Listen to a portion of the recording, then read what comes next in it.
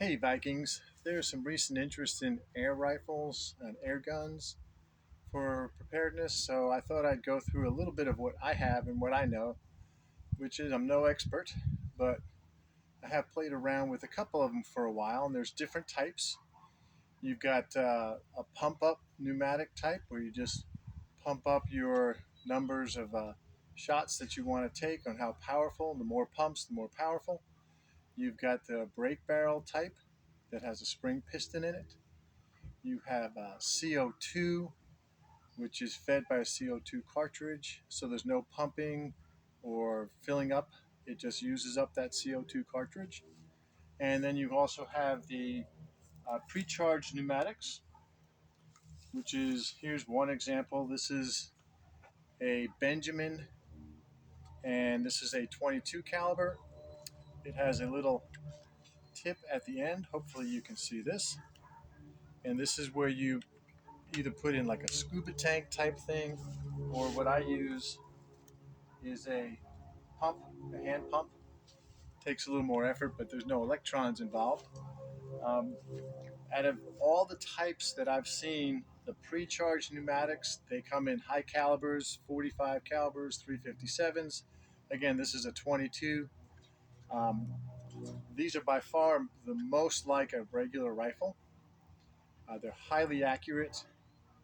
They're dependable. You know how many shots you can get out of them.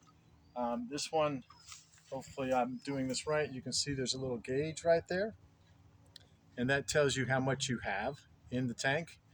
This one happens to be a bolt, so it's a single loading one. They have ones that you have handles and they have a magazine that goes through, so it's a lot of variations on this theme, but they're highly accurate. They are more expensive, um, but they reach out further. This 22, I can get about 20 good shots out of this, and the range is 25 to 50 yards. Not a problem hitting about a quarter size target. So these are actually really good.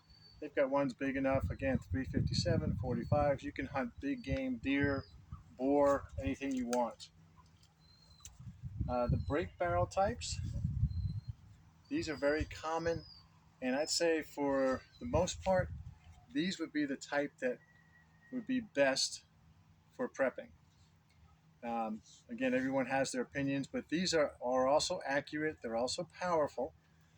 The way these work is you break the barrel, and you can see right there, hopefully, you put the pellet in there, shove the pellet in there, close it up, and you're ready to go.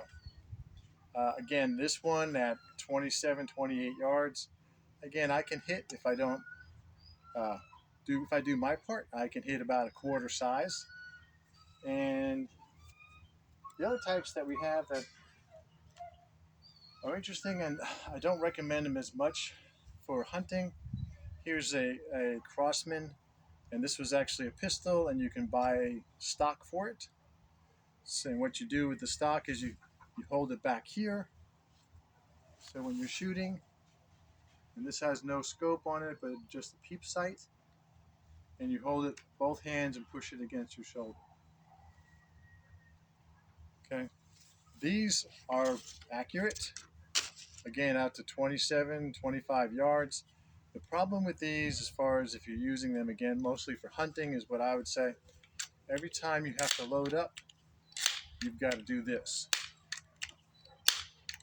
And I think that's going to be a problem unless you're just trying to get one critter with one shot. Once you start snapping this thing, it sounds like a rat trap every time it closes. I think most critters are going to be gone. So I don't think this is quite as practical as these other two. Definitely the pre-charged pneumatic. There is no pumping. It's just no breaking the barrel. You're just operating the bolt, putting in the pellets. Um, this one may be a little bit noisy, but it's really not too bad, and it's not slow. And perhaps maybe the most ideal, as long as you have the CO2 pellets or canisters, is to use the CO2 powered rifles, because then again, it's just like it's the same kind of concept as these, but you're using a little 12 ounce or 18 ounce CO2 canisters. So as long as you have that infrastructure, you know, you have a lot of those canisters of CO2. That's pretty good. Um, this Daisy, sorry, this Benjamin, you can fill this reservoir with CO2 from a tank. You can fill it with air from a scuba tank. You can fill it with air from a hand pump tank.